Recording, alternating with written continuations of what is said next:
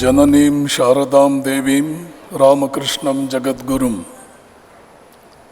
ಪಾದಪದ್ಮೈ ತಯೋಶ್ರಿತ್ವ ಪ್ರಣಮಾಮಿ ಮುಹುರ್ಮುಹುಃ. ನಮಃ ಶ್ರೀ ಯತಿರಾಜಾಯ ವಿವೇಕಾನಂದ ಸೂರಯೇ ಸಚ್ಚಿತ್ ಸುಖ ಸ್ವರೂಪಾಯ ಸ್ವಾಮಿನೇ ತಾಪಹಾರಿಣೆ. ಮೂಕಂ ಕರೋತಿ ವಾಚಾಲಂ ಪಂಗುಂ ಲಂಘಯತೆ ಗಿರಿಂ ಯತ್ ಕೃಪಾ ತಮಹಂ ವಂದೇ ಪರಮಾನಂದ ಮಾಧವಂ.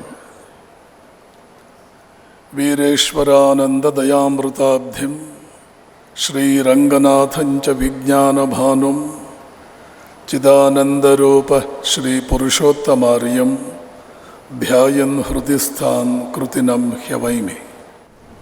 ಇಲ್ಲಿವರೆಗೆ ತಮ್ಮ ಪ್ರಖರ ಮಾತುಗಳಿಂದ ಹಲವು ರೀತಿಯಲ್ಲಿ ನಾವೆಲ್ಲ ಕುಳಿತು ನಿಧಾನವಾಗಿ ರಾಷ್ಟ್ರ ಎತ್ತ ಸಾಗುತ್ತಿದೆ, ನಾವು ಎತ್ತ ಕಡೆ ಹೋಗ್ತಾ ಇದ್ದೇವೆ ಅನ್ನುವ ದಿಕ್ಕಿನಲ್ಲಿ ಗಂಭೀರವಾಗಿ ಯೋಚಿಸಬೇಕಾದಂತಹ ವಿಚಾರಗಳನ್ನು ಮುಂದಿಟ್ಟಂತಹ ಸನ್ಮಾನ್ಯ ಗೌರವಾನ್ವಿತ ಶ್ರೀ ಹೆಗ್ಡೆ ಅವರೇ, ಶ್ರೀಮಾನ್ ಮಹೇಶ್ವರಯ್ಯ ಅವರೇ,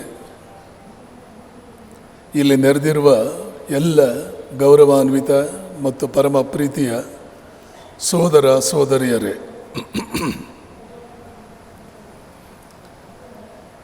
ಇವತ್ತು ನಾನು ಮಾತನಾಡಬೇಕಾದ್ದು ಈ ಸಂದರ್ಭದಲ್ಲಿ ಈ ಕಲೋನಿಯಲ್ ಮೈಂಡ್ ಸೆಟ್ಟಿಂದ ನಾವು ಹೊರಗೆ ಬರಬೇಕಾದ್ದು ಹೇಗೆ. ಕಲೋನಿಯಲ್ ಮೈಂಡ್ ಸೆಟ್ ಅಂದರೆ ಇಂಗ್ಲೀಷ್ನವರು ಮತ್ತು ಅದಕ್ಕಿಂತ ಮುಂಚೆ ಈ ದೇಶವನ್ನು ಆಕ್ರಮಿಸಿಕೊಂಡಿದ್ದಂಥ ಕೆಲವು ವ್ಯಕ್ತಿಗಳು ನಮಗೊಂದು ಮನಸ್ಸನ್ನು ಕೊಟ್ಟುಬಿಟ್ಟಿದ್ದಾರೆ, ಒಂದು ಮೈಂಡ್ ಸೆಟ್ ಕೊಟ್ಟುಬಿಟ್ಟಿದ್ದಾರೆ. ಅದೇನು ತಪ್ಪಿದೆಯಾ? ಅದನ್ನ್ಯಾಕೆ ನಾವು ಮುಂದುವರಿಸ್ಕೊಂಡು ಹೋಗಬಾರ್ದು? ಇವತ್ತು ಇಂಥದ್ದೊಂದು ವಿಷಯದ ಪ್ರಸ್ತುತತೆ ಇದೆಯಾ? ಇದೊಂದು ವಿಚಾರ ಮಾಡಬೇಕಾದಂತಹ ಸಂಗತಿಯೋ? ಈ ಪ್ರಶ್ನೆಗಳೆಲ್ಲ ನಮ್ಮಲ್ಲಿ ಬರಲಿ. ಭಾರತ ಮಾತೆ ಅಥವಾ ಭಾರತೀಯ ಸಂಸ್ಕೃತಿ ಪ್ರಶ್ನೆಗಳನ್ನು ಸ್ವಾಗತಿಸಿದಷ್ಟು ಈ ಜಗತ್ತಿನ ಯಾವ ಚಿಂತನೆಯೋ ಯಾವ ಸಂಸ್ಕೃತಿಯೂ ಪ್ರಶ್ನೆಗಳನ್ನು ಸ್ವಾಗತಿಸಿಲ್ಲ. ನಾವು ಹೇಳ್ತಾ ಇದ್ದೇವೆ, ನಮ್ಮನ್ನು ನಂಬಿ, ನಮ್ಮನ್ನು ಒಪ್ಪಿಕೊಳ್ಳಿ ಅನ್ನುವ ಮಾತು ಇಡೀ ಭಾರತೀಯ ಚಿಂತನೆಯಲ್ಲಿ ಎಲ್ಲೂ ಕೂಡ ಒಂದೇ ಒಂದು ಕಡೆಯೂ ಬರೋದಿಲ್ಲ. ನಮ್ಮನ್ನು ಪ್ರಶ್ನಿಸಿ, ಉದ್ದಕ್ಕೂ ನಾವು ನೋಡುವಂತಹದ್ದು ನಮ್ಮನ್ನು ಪ್ರಶ್ನಿಸಿ. ಉಪನಿಷತ್ತುಗಳಲ್ಲಿ ಒಂದು ಉಪನಿಷತ್ತಿನ ಹೆಸರೇ ಪ್ರಶ್ನೋಪನಿಷತ್. ಪ್ರಶ್ನಿಸಿ ನಮ್ಮನ್ನು. ಮುಂಡಕೋಪನಿಷತ್ತಿನ ಋಷಿ ತನ್ನ ಶಿಷ್ಯರಿಗೆ ಹೇಳ್ತಾನೆ, ಪರೀಕ್ಷಲೋಕಾನ್ ಕರ್ಮಚತಾನ್ ಬ್ರಾಹ್ಮಣೋ ನಿರ್ವೇದ ಮಾಯಾನ್ ನಾಸ್ತಿ ಕೃತಃ ಕೃತೇನ. ಈ ಚಿಂತನೆಗಳನ್ನು ಕಂಡು ಪೂರ್ವಾಗ್ರಹವಿಲ್ಲದ ಪಾಶ್ಚಾತ್ಯ ವಿದ್ವಾಂಸರು ಗಾಬರಿಯಾಗಿದ್ದಾರೆ. ಎಷ್ಟೋ ಸಲ ಸನಾತನ ಸಂಸ್ಕೃತಿ, ಸನಾತನ ಚಿಂತನೆ ಇದರ ಬಗ್ಗೆ ಹಗುರವಾಗಿ ಮಾತನಾಡುವ ಜನರ ಬಗ್ಗೆ ನಾನೊಂದು ವಾಕ್ಯ ಮಾತಾಡ್ತಾ ಇರ್ತೇನೆ ಟಿ ವಿಗಳಲ್ಲಿ ಮತ್ತು ಬೇರೆ ಬೇರೆ ಸಂದರ್ಭಗಳಲ್ಲಿ. ಒಬ್ಬ ವ್ಯಕ್ತಿ ಆಧುನಿಕ ವಿಜ್ಞಾನವನ್ನೇನಾದರೂ ಓದಿದ್ದರೆ, ಮಾಡರ್ನ್ ಫಿಸಿಕ್ಸ್, ಮಾಡರ್ನ್ ಸೈನ್ಸ್, ಈ ವೇದಿಕೆಯ ಮೇಲೆ ನಾನು ನಿಂತು ಇಡೀ ಪ್ರಪಂಚಕ್ಕೆ ಒಂದು ಸವಾಲು ಹಾಕ್ತೇನೆ. ಇದನ್ನು ಟೇಪ್ ಮಾಡಿಕೊಳ್ಳಿ, ಎಷ್ಟು ಕಡೆ ಸಾಧ್ಯ ಇದೆಯೋ ಅಷ್ಟೆಲ್ಲ ಕಡೆ ಬಿತ್ತರಿಸಿ ನಿಮಗೂ ಅನ್ವಯಿಸುವಂತೆ ಮಾತಾಡ್ತೇನೆ. ಮಾಡರ್ನ್ ಫಿಸಿಕ್ಸ್ ಓದಿರ್ತಕ್ಕಂಥ ವ್ಯಕ್ತಿ ಒಬ್ಬ ಬಂದು ಸನಾತನ ಚಿಂತನೆಗಳು ಸರಿಯಿಲ್ಲ, ಸನಾತನ ಸಂಸ್ಕೃತಿ ಸರಿಯಿಲ್ಲ ಅಂತ ಒಬ್ಬರು ಸೈನ್ಸ್ ಓದಿರ್ತಕ್ಕಂಥವರು ಇವತ್ತಿನವರೆಗೆ ಒಬ್ಬರ ಬಾಯಿನಲ್ಲೂ ಬಂದಿಲ್ಲ. ಅಷ್ಟೇ ಅಲ್ಲ, ಆಧುನಿಕ ವಿಜ್ಞಾನದ ನೆಲೆಗಟ್ಟುಗಳನ್ನೇ ನಿರ್ಮಿಸಿ ಅವುಗಳ ಮೇಲೆ ಸೌಧಗಳನ್ನು ಕಟ್ತಾ ಮುಂದಿನ ತಲೆಮಾರುಗಳಿಗೆ ಭವಿಷ್ಯ ಕಾಲಕ್ಕೆ ಯಾವ ಚಿಂತನ ಮಾರ್ಗಗಳು ಬೇಕಾಗಿದೆಯೋ, ಚಿಂತನ ವಲಯಗಳು ಬೇಕಾಗಿದೆಯೋ ಅದನ್ನೆಲ್ಲ ನಿರ್ಮಿಸಿಕೊಟ್ಟಂತಹ father of modern chemistry, father of atom bomb, father of quantum physics, ಇವರೆಲ್ಲರೂ ಉಪನಿಷತ್ತುಗಳನ್ನು ಆಳವಾಗಿ ಅಧ್ಯಯನ ಮಾಡಿರ್ತಕ್ಕಂಥ ವಿಜ್ಞಾನಿಗಳು. ಉಪನಿಷತ್ತುಗಳ ಸ್ಥಾನ, ಅದರ ಮಹತ್ವ ಯಾರಿಗೆ ಗೊತ್ತು? ಮಾಡರ್ನ್ ಫಿಸಿಕ್ಸ್ ಓದಿದವನಿಗೆ, ಮಾಡರ್ನ್ ಬಯಾಲಜಿ ಓದಿದವನಿಗೆ, ಒಟ್ಟಿನಲ್ಲಿ ಸೈನ್ಸ್ ಅಂತ ಏನಿದೆಯೋ ಅದನ್ನು ಓದಿದವರಿಗೆ ಗೊತ್ತು ಈ ದೇಶದ ಚಿಂತನೆ, ಈ ದೇಶದ ಮಹತ್ವ, ಈ ದೇಶದ ಚಿಂತಕ ವಲಯಗಳ ಶ್ರೀಮಂತಿಕೆ ಏನು ಅಂತ ಸೈನ್ಸ್ ಓದಿದವನಿಗೆ ಗೊತ್ತು. ಯಾವುದೋ ಬೆಳಗ್ಗೆ 4 ವಿಸಲ್ಲು ಸಾಯಂಕಾಲ 4 ವಿಸಲ್ ಹಾಕುವ ಪಿ ಟಿ ಮಾಸ್ತರ್ಗೆ, ಮಾತೃಭಾಷೆಯಲ್ಲೇ ತನ್ನ ಜೀವಮಾನವನ್ನೆಲ್ಲ ಕಳೆದಿರ್ತಕ್ಕಂಥ ಯಾವುದೋ ಒಬ್ಬ ಸಾಹಿತಿ ಅಂತ ಕರೆಯಲ್ಪಡುವಂತಹ ವ್ಯಕ್ತಿಗೆ ಯಾರು ಕರೀತಾರೋ ಗೊತ್ತಿಲ್ಲ. ಆಧುನಿಕ ಜೀವನಗಳಲ್ಲಿ ವಿಜ್ಞಾನಿಗಳು, ಬುದ್ಧಿಜೀವಿಗಳು ಅಂತ ಕರ್ಕೊಂಡಿರ್ತಕ್ಕಂಥ ವ್ಯಕ್ತಿಗಳಿಗೆ, ಅವ್ರಿಗೆಲ್ಲರಿಗೂ ಅನ್ವಯಿಸುವಂತೆ ಸುಮಾರು 5 ವರ್ಷ ವಿಜಯವಾಣಿಯಲ್ಲಿ ಲೇಖನಗಳನ್ನೇ ಬರೆದೆ ನಾನು. ಪ್ರತಿ ಲೇಖನದಲ್ಲೂ ಹೆಚ್ಚು ಕಡಿಮೆ ಇವರನ್ನೆಲ್ಲ ಕೆಣಕುವ ರೀತಿಯಲ್ಲೇ ನನ್ನ ಧಾಟಿಯನ್ನು ಹಾಕ್ತಾ ಬಂದೆ. ಈ ಬುದ್ಧಿಜೀವಿಗಳು, ಅಪಸ್ವರಗಳನ್ನು ತೆಗೆಯೋರು ಇವರಲ್ಲಿ ಇದ್ದಾರಲ್ಲ, ಅವರಲ್ಲಿ ಕೆಣಕುವ ರೀತಿಯಲ್ಲೇ ಪ್ರತ್ಯಕ್ಷವಾಗಿಯೋ ಪರೋಕ್ಷವಾಗಿಯೋ ನನ್ನ ಲೇಖನದ ಧಾಟಿಗಳನ್ನು ನಿರೂಪಿಸ್ಕೊಳ್ತಾ ಬಂದೆ. ಯಾರಾದರೂ ಒಬ್ಬರು ಫೋನ್ ಮಾಡಲಿ, ಯಾರಾದರೂ ಒಬ್ಬರು ಚರ್ಚೆಗೆ ಕರೆಯಲಿ, ಮತ್ತು ಕನ್ನಡ ರಿಪಬ್ಲಿಕ್ನಲ್ಲಿ ಮತ್ತು ಏಷ್ಯಾನೆಟ್ ಸುವರ್ಣ ನ್ಯೂಸಲ್ಲಿ ಅಲ್ಲೆಲ್ಲ ಇವರಿಗೆ ಅನ್ವಯಿಸುವಂತೆ ಪ್ರತ್ಯಕ್ಷವಾಗಿ ಪರೋಕ್ಷವಾಗಿ ಕೆಲವೊಮ್ಮೆ ಬೈತಾ ಕೂಡ ಬಂದೆ. ಯಾರಾದರೂ ಚರ್ಚೆಗೆ ಬರಲಿ, ಯಾರಾದರೂ ನನ್ನನ್ನು ಕೆಣಕಲಿ, ಯಾರಾದರೂ ಪ್ರಶ್ನೆ ಮಾಡಲಿ, ಸತ್ಯ ಹೇಳ್ತೇನೆ, ನೆನಪಿಟ್ಕೊಳ್ಳಿ, ಇವತ್ತಿನವರೆಗೆ ಒಬ್ಬರು ಫೋನ್ ಮಾಡಿಲ್ಲ, ಒಬ್ಬರು ಲೆಟ್ರ್ ಬರೀಲಿಲ್ಲ, ಒಬ್ಬರು ಯಾಕೆ ಸ್ವಾಮೀಜಿ ಹೀಗೆ ಹೇಳಿದ್ದೀರಿ ಅಂತ ಅನ್ನಲಿಲ್ಲ. ಹೇಳಲಾರರು, ಹೇಳುವುದಕ್ಕೇನೂ ಇಲ್ಲ. ಅವರಿಗಿಂತಲೂ 100 ಪಟ್ಟು ಅಜ್ಞಾನಿಗಳ ಮುಂದೆ ಅವರು ಏನೇನೋ ಹೇಳಿಕೊಂಡು ಚಪ್ಪಾಳೆ ಗಿಟ್ಟಿಸ್ಕೊಂಡು ತಮ್ಮನ್ನು ಬಹಳ ದೊಡ್ಡ ಬುದ್ಧಿಜೀವಿಗಳು ಅಂತ ಭಾವಿಸ್ತಾರಲ್ಲ ಇವರು, ಅವರ ವಿಷಯಗಳಲ್ಲಿ ಸನಾತನ ಚಿಂತನೆ, ಸನಾತನ ನೆಲೆಗಟ್ಟುಗಳು, ಮೂಢನಂಬಿಕೆಗಳು, ಯಾವುದ್ಯಾವುದನ್ನೋ ಮೂಢನಂಬಿಕೆಗಳು ಅಂತ ಕರೆಯೋದು, ಯಾವುದ್ಯಾವುದನ್ನೋ ಸನಾತನ ಧರ್ಮದ ಜೊತೆಗೆ ಥಳುಕು ಹಾಕುವುದು, ಅದರ ಜೊತೆ ಸಂಬಂಧಗಳನ್ನು ಕೊಡೋದು. ಧರ್ಮ ಇರುವುದು ಬೇರೆ, ಇವರು ಹೇಳ್ತಾ ಇರೋ ವಿಚಾರಗಳು ಬೇರೆ. ಬುದ್ಧನೇ ಎಡುವುದ ಅಂದರೆ ಇನ್ನು ಜನಸಾಮಾನ್ಯರ ಮಾತೇನು? ರಾಜಾರಾಮ್ ಮೋಹನ್ ರಾಯ ಎಡುವುದ ಅಂತಂದರೆ ಸಾಮಾನ್ಯರ ಮಾತೇನು? ಸ್ಪಷ್ಟವಾಗಿ ನೇರವಾದ ಮಾತುಗಳಲ್ಲಿ, ನೋ ಆಂಬಿಗ್ವಿಯಸ್ ಟರ್ಮ್ಸ್, ವಿವೇಕಾನಂದರ ಭಾಷೆಯಲ್ಲಿ ಹೇಳಬೇಕು ಅಂದರೆ in the most unambiguous language. Swamiji ಹೇಳ್ತಾರೆ, ಸ್ಪಷ್ಟವಾಗಿ ಹೇಳ್ತಾರೆ, from Buddha to Ram Mohan Roy, everyone mistook the flaws in Indian society as the defects in Indian religion and tried their best to eradicate the religion from this land, from the land of its birth. From Buddha to Ram Mohan Rai, everyone mistook the flaws of Indian society for the flaws of Indian religion, and in a bid to obliterate all these social flaws, they wanted to remove the religion itself from the soil of their birth. Fortunately, they all failed in their effort. ಬುದ್ಧನಿಂದ ರಾಮ್ ಮೋಹನ್ ರಾಯ್ವರೆಗೆ ಭಾರತದ ಸಮಾಜದಲ್ಲಿರ್ತಕ್ಕಂಥ ದೋಷಗಳನ್ನು ಭಾರತದ ಧರ್ಮದ ದೋಷಗಳು ಅಂತ ತಪ್ಪರ್ಥ ಮಾಡಿಕೊಂಡ್ರು. ಈ ದೋಷಗಳು ಹೋಗಬೇಕಾದ್ರೆ ಈ ಧರ್ಮವನ್ನೇ ಇಲ್ಲಿಂದ ನಿರ್ಮೂಲ ಮಾಡಿಬಿಡಬೇಕು ಅಂತ ಹೇಳಿ ಧರ್ಮವನ್ನು ನಿರ್ಮೂಲ ಮಾಡುವುದಕ್ಕೆ ಎಲ್ಲ ರೀತಿಯ ಪ್ರಯತ್ನಗಳನ್ನು ಮಾಡಿದರು. ಅವರು ವಿವೇಕಾನಂದರು ಯಾರ ಹಂಗನ್ನು ಹಿಡಿಯೋರಲ್ಲ, ಅವರು ನೇರವಾದ ಮಾತುಗಳು. ಯಾಕೆಂದರೆ ಸತ್ಯವನ್ನು ದರ್ಶಿಸಿದವರು. ನಿರ್ವಿಕಲ್ಪ ಸಮಾಧಿಯಲ್ಲಿ ಪೂರ್ಣ ಸತ್ಯವನ್ನು ಪೂರ್ಣ ಪ್ರಮಾಣದಲ್ಲಿ ಕಂಡವರು. ಪ್ರಪಂಚದ ಹಂಗೆ ಇಲ್ಲ ಅವರಿಗೆ. ಅಮೇರಿಕಾನು ಗೌರವಿಸಬೇಕು ಅವರನ್ನು, ಇಂಗ್ಲೆಂಡು ಗೌರವಿಸಬೇಕು, ವಿಜ್ಞಾನಿಯೂ ಗೌರವಿಸಬೇಕು, ರಾಜಕಾರಣಿಯೂ ಗೌರವಿಸಬೇಕು, ಜಗತ್ತೇ ಗೌರವಿಸಬೇಕು. ಹಾಗೆ ಆಯಿತು ಕೂಡ ಅವರ ಜೀವನದಲ್ಲಿ. ಇಷ್ಟು ಹೇಳಿ ಸುಮ್ಮನೆ ಆಗಲಿಲ್ಲ ವಿವೇಕಾನಂದರು. ಬುದ್ಧನಿಂದ ರಾಮ್ ಮೋಹನ್ ರಾಯ್ ಅವರಿಗೆ ಯಾರ್ಯಾರು ಏನೇನು ಮಿಸ್ಟೇಕ್ ಮಾಡಿದರು, ತಪ್ಪು ಮಾಡಿದರು, ಅಷ್ಟು ಹೇಳಿ ಸುಮ್ಮನಾಗಲಿಲ್ಲ. ಮುಂದುವರೆದು ಹೇಳ್ತಾರೆ, ಅದೃಷ್ಟವಶಾತ್ ಅವರೆಲ್ಲ ತಮ್ಮ ಪ್ರಯತ್ನಗಳಲ್ಲಿ ಸೋತರು. ಈ ಧರ್ಮವನ್ನೇ ಇಲ್ಲಿಂದ ಮೂಲೋತ್ಪಾಟನೆ ಮಾಡಿಬಿಡಬೇಕು ಅಂತ ಪ್ರಯತ್ನಗಳನ್ನು ಮಾಡಿದರು. ಅದೃಷ್ಟವಶಾತ್ ಅವರೆಲ್ಲರೂ ತಮ್ಮ ಪ್ರಯತ್ನಗಳಲ್ಲಿ ಸೋತರು. ಇದೊಂದು ಸಾಲದೆ ಯಾಕೆ ನಿರ್ಮೂಲನೆ ಮಾಡಲಾರರು ಅಂದರೆ, Indian religion it is not A religion, it's a science of all sciences. ಅದಕ್ಕೆ ಫೌಂಡರ್ ಇಲ್ಲ. ಜಗತ್ತಿನ ಯಾವುದೇ ಸೈನ್ಸ್ಗೂ ಫೌಂಡರ್ ಇಲ್ಲ. ಯಾವ ಸೈನ್ಸ್ಗಿದ್ದಾನೆ ಫೌಂಡರ್? ಮ್ಯಾಥಮೆಟಿಕ್ಸ್ಗೆ ಫೌಂಡರ್ ಇದ್ದಾನ? ಇವರು ಕರೀತಾರೆ, ಇವರು ಫಿಸಿಕ್ಸ್ ಫೌಂಡರ್, ಇವರು ಕೆಮಿಸ್ಟ್ರಿ ಫೌಂಡರ್. ಇಲ್ಲ, ಹಾಗಲ್ಲ. ಅವ್ರಿಗಿಂತ ಮುಂಚೆ ಎಲ್ಲ ಇದೆ. ಹಾಗೆ ನೋಡಿದ್ರೆ ಎಲ್ಲ ಚಿಂತನೆಗಳ ಫೌಂಡರೇ ಋಗ್ವೇದದ ಋಷಿಗಳು ಅನ್ನೋದನ್ನು ನಾನು ಯಾವ ವೇದಿಕೆಯಿಂದ ಬೇಕಾದರೂ ಹೇಳ್ತೇನೆ.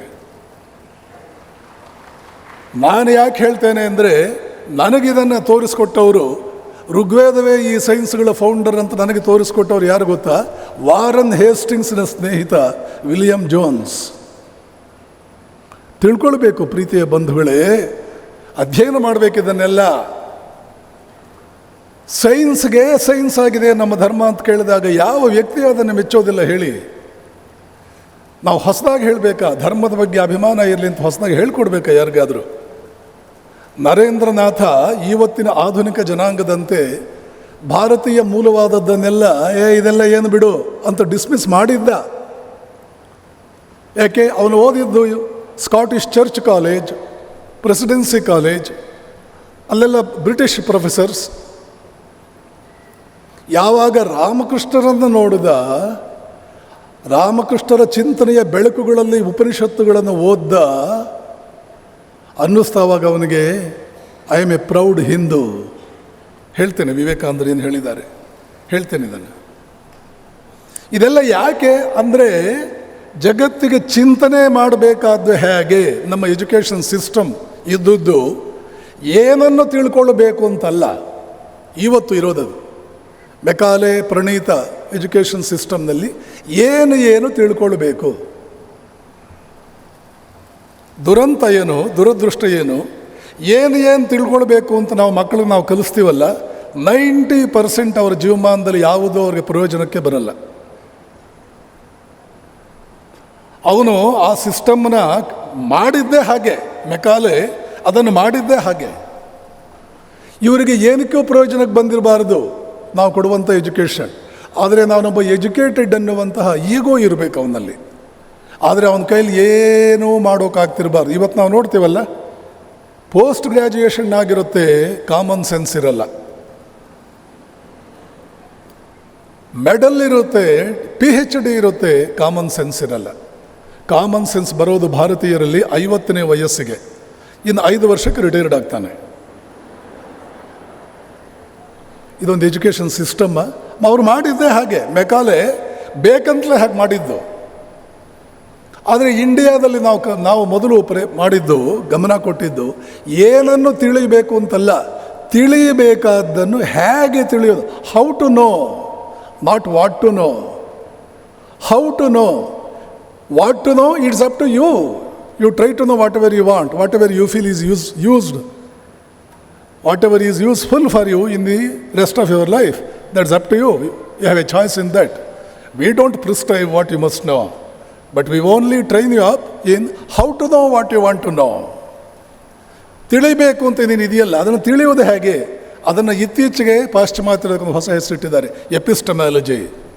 ಪ್ರತ್ಯಕ್ಷ, ಅನುಮಾನ, ಆಗಮ ವೇದಾಂತದಲ್ಲಿ ಬರುತ್ತೆ. 5-6 ಮೆಥಡ್ ಇದೆ, 7-8 ಮೆಥಡ್ ಇದೆ ಅಂದರೂ ಅಡ್ಡಿ ಇಲ್ಲ. ತಿಳಿಬೇಕಾದ್ದನ್ನು ಹೇಗೆ ತಿಳಿಯೋದು? 7-8 ಮೆಥಡ್ ಇದೆ. ಪ್ರಧಾನವಾಗಿ 3: ಪ್ರತ್ಯಕ್ಷ ಅನುಭವ, ಆಮೇಲೆ ಅನುಮಾನ, ಆಮೇಲೆ ಆಗಮ. ಈ ರೀತಿಯ ಮೆಥಡ್ಗಳಿಂದ ಪ್ರಾಚೀನ ಕಾಲದಲ್ಲಿ ಏನೇನು ತಿಳಿಬೇಕಾಗಿತ್ತು ಅದನ್ನೆಲ್ಲ ತಿಳಿದಿದ್ದರಿಂದ ವಿಲಿಯಂ ಜೋನ್ಸ್, ವಾರನ್ ಹೇಸ್ಟಿಂಗ್ಸ್ನ ಸ್ನೇಹಿತ, ಹೇಳ್ತಾನೆ, ನ್ಯೂಟನ್ ನನಗೆ ಅವಮಾನ ಮಾಡಬೇಕು ಅಂತ ನನ್ನ ಉದ್ದೇಶ ಇಲ್ಲ. ಆದರೆ ನ್ಯೂಟನ್ ಏನು ಹೇಳಿದ್ದಾನೋ ಅದರ 90% ಋಗ್ವೇದ ಸಂಹಿತೆಯಲ್ಲಿ ಇದೆ. ನಾನು ಏನೇನು ಹೇಳ್ತಾ ಇದ್ದೀನಿ, ಒಂದೊಂದು ಪುಸ್ತಕದ ಹೆಸರು ಹೇಳ್ತೇನೆ, ಪುಸ್ತಕದ ಪೇಜ್ ನಂಬರ್ ಹೇಳ್ತೇನೆ. 1-2 ದಿನ ಟೈಮ್ ಕೊಡಿ. ಒಂದೊಂದು ಪುಸ್ತಕದ ಹೆಸರು ಹೇಳ್ತೇನೆ, ಪುಸ್ತಕದ ಪೇಜ್ ನಂಬರ್ ಹೇಳ್ತೇನೆ. 2 ದಿನ ಟೈಮ್ ಕೊಡಿ. ಏನು ಹೇಳ್ತಾನೆ? ನ್ಯೂಟನ್ ಏನು ಹೇಳಿದಾನೋ ಅದರ 90% ಋಗ್ವೇದ ಸಂಹಿತೆಯಲ್ಲಿದೆ. ಇದನ್ನು ಹೇಳಿದವರು ಯಾರು? ವಿಲಿಯಂ ಜೋನ್ಸ್, ವಾರನ್ ಹೇಸ್ಟಿಂಗ್ಸಿನ ಪ್ರಾಣ ಸ್ನೇಹಿತ, ಏಷ್ಯಾಟಿಕ್ ಸೊಸೈಟಿ ಕಲ್ಕತ್ತಾದ ಫೌಂಡರ್, ಫಸ್ಟ್ ಪ್ರೆಸಿಡೆಂಟ್ ಮತ್ತು ಅಂದಿನ ಸುಪ್ರೀಂ ಕೋರ್ಟಿನ ಚೀಫ್ ಜಸ್ಟಿಸ್, ಬ್ರಿಟಿಷ್ ಮ್ಯಾನ್. ವಿವೇಕಾನಂದರು ಏನು ಹೇಳ್ತಾರೆ? All sciences have taken their birth in India, they have been only developed elsewhere. ಎಲ್ಲ ವಿಜ್ಞಾನಗಳು ಹುಟ್ಟಿದ್ದು ಇಂಡಿಯಾದಲ್ಲಿ, ಆದರೆ ಅವುಗಳನ್ನು ಬೆಳೆಸಿದ್ದು ಬೇರೆ ದೇಶದವರು. ಇಂಥ ಶೈಕ್ಷಣಿಕ ಸಂಸ್ಕೃತಿಯಲ್ಲಿ ಬೆಳೆದಿರ್ತಕ್ಕಂಥ ನಮಗೆ ಇನ್ನೊಂದು ಶೈಕ್ಷಣಿಕ ಸಂಸ್ಕೃತಿಯನ್ನು ಪರಿಚಯ ಮಾಡಿಸಿದ್ದು ಇಂಗ್ಲೀಷ್ನವರು. ಯಾಕೆ ಅಂದರೆ, ಇದೇ ಶೈಕ್ಷಣಿಕ ಸಂಸ್ಕೃತಿಯಲ್ಲಿ ಭಾರತೀಯರು ಮುಂದುವರೆದರೆ ನಾವು ಇವರನ್ನು ಆಳುವುದಕ್ಕೆ ಆಗುವುದಿಲ್ಲ. ಇವರ ಶೈಕ್ಷಣಿಕ ಸಂಸ್ಕೃತಿಯನ್ನು ತೆಗೆದುಬಿಟ್ಟು ಬೇರೆ ಶೈಕ್ಷಣಿಕ ಸಂಸ್ಕೃತಿಯನ್ನು ಹಾಕಬೇಕು. ಆ ಶೈಕ್ಷಣಿಕ ಸಂಸ್ಕೃತಿಯಲ್ಲಿ ಏನಿರಬೇಕು? ಇನ್ಫಾರ್ಮೇಷನ್ ಇರಬೇಕಷ್ಟೇ. ಹಲವಾರು ವಿಷಯಗಳ ಬಗ್ಗೆ ಇನ್ಫಾರ್ಮೇಷನ್ ಇರಬೇಕು. ಆದರೆ ಎಜುಕೇಷನ್ ಸಿಸ್ಟಮ್ನ ಗುರಿ ಇನ್ಫಾರ್ಮೇಷನ್ ಅಲ್ಲ. Information, from information to knowledge, from knowledge to wisdom, ಅದು ಎಜುಕೇಷನ್ ಸಿಸ್ಟಮ್ನ ಗುರಿ. ಇಲ್ಲಿ ಮುಖ್ಯವಾದ ನಾಲೆಡ್ಜ್ ಮತ್ತು ವಿಸ್ಡಮ್, ಅದನ್ನು ಬಿಟ್ಟ ಮೆಕಾಲೆ ಅದಿಟ್ಟರೆ ಮತ್ತೆ ನಮ್ಮ ಉದ್ದೇಶ ನೆರವೇರಲ್ಲ. ಬಿಟ್ಬಿಡಿ, ಬರೀ ಇನ್ಫಾರ್ಮೇಷನ್ ಕೊಡೋಣ. ಮತ್ತು ಇನ್ಫಾರ್ಮೇಷನ್ ಹೇಗಿರಬೇಕು? Eurocentric, not India centric, Eurocentric. Europe America ಅವ್ರ ಕೈಗೆ ಸಿಕ್ಕಿದಂಥ ದೊಡ್ಡ ಬ್ರಹ್ಮಾಸ್ತ್ರವೇನು ಅಂದರೆ, ರಾಜಕೀಯವಾಗಿ ನಮ್ಮನ್ನು ಸೋಲಿಸಿದರು. ಮತ್ತು ಅವರ ಇತಿಹಾಸದಲ್ಲಿ, ಯುರೋಪಿಯನ್ ಇತಿಹಾಸದಲ್ಲಿ ರಾಜಕೀಯ ಶಕ್ತಿಯೇ ಪ್ರಧಾನ ಶಕ್ತಿ. ಅದನ್ನೇ ಅವ್ರ ಇತಿಹಾಸ ಅಂತ ಕರೆದಿದ್ದು. ಅವರ ಸೀಸರು, ಅವರ ಅಲೆಕ್ಸಾಂಡರು, ಅವರಿಗೆ ಸಾಕ್ರಟಿಸ್ ದೊಡ್ಡವನಲ್ಲ, ಪ್ಲಾಟೋ ದೊಡ್ಡವನಲ್ಲ, ಅರಿಸ್ಟಾಟಲ್ ದೊಡ್ಡವನಲ್ಲ, ಅಲೆಕ್ಸಾಂಡರ್ ದೊಡ್ಡವನು.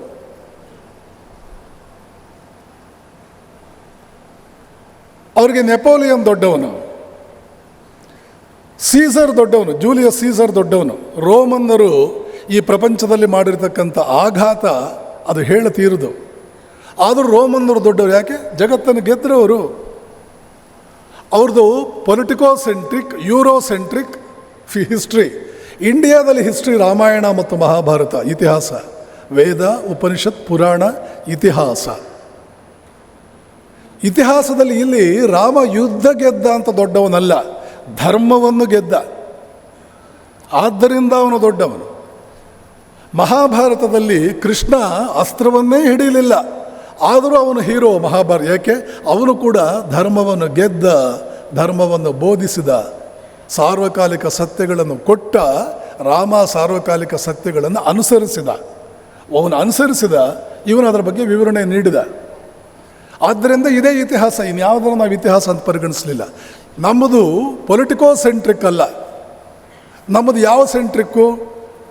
ವ್ಯಾಲ್ಯೂ ಸೆಂಟರ್ಡ್, ವ್ಯಾಲ್ಯೂ ಸೆಂಟ್ರಿಕ್, ಮೌಲ್ಯ ಕೇಂದ್ರ, ಮೌಲ್ಯಗಳ ಬಗ್ಗೆ ಕೇಂದ್ರ, ಮೌಲ್ಯಗಳನ್ನು ಕೇಂದ್ರವಾಗುಳ್ಳ, ಶಾಶ್ವತ ಮೌಲ್ಯಗಳನ್ನು ಕೇಂದ್ರವಾಗುಳ್ಳ, ಸತ್ಯವನ್ನು ಕೇಂದ್ರವಾಗುಳ್ಳ ಯಾವ ಸಂಹಿತೆ, ಜೀವನ ಸಂಹಿತೆ ಮನುಷ್ಯನಿಗೆ ಅರ್ಥ, ಕಾಮ, ಮೋಕ್ಷ ಮೂರನ್ನೂ ಕೊಡುತ್ತದೋ. ಇಲ್ಲಿ ಅರ್ಥ ಅಂದರೆ ಶ್ರೀಮಂತಿಕೆ,